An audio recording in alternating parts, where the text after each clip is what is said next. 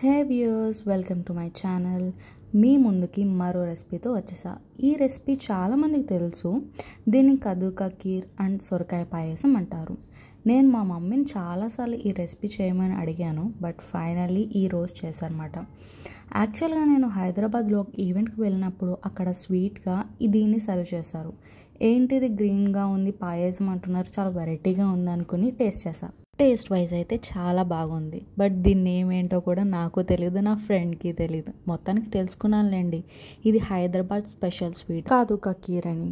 అందుకే ఈ రెసిపీ ప్రాసెస్ని వీడియో తీసా. నాలాంటి వాళ్ళు దీని గురించి తెలియని వాళ్ళు ఉంటారు కాబట్టి మిస్ అవ్వకూడదు కదా.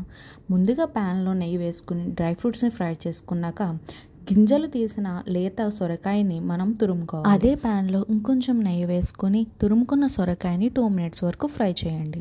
అందులో కొంచెం వాటర్ వేసుకొని మీడియంలో మెత్తగా అయ్యేంత వరకు కుక్ చేసుకోవాలి. తగినంత వేడిపాలలో మనం ముందుగా నానబెట్టుకున్న సగ్గుబియ్యాన్ని వేసుకొని 2 to 3 minutes మనం దీన్ని బాయిల్ చేసుకోవాలి.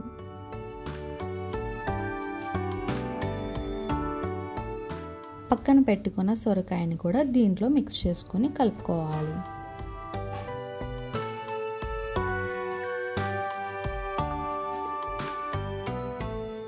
ఇప్పుడు మనం మిక్సీలో 5 to 6 బాదం, జీడిపప్పు, అలాగే యాలకులను వేసుకుని పౌడర్ చేసుకోవాలి. ఈ పౌడర్ని మన రెసిపీలో యాడ్ చేసుకుని మీడియం ఫ్లేమ్లో కలుపుతూ ఉండాలి.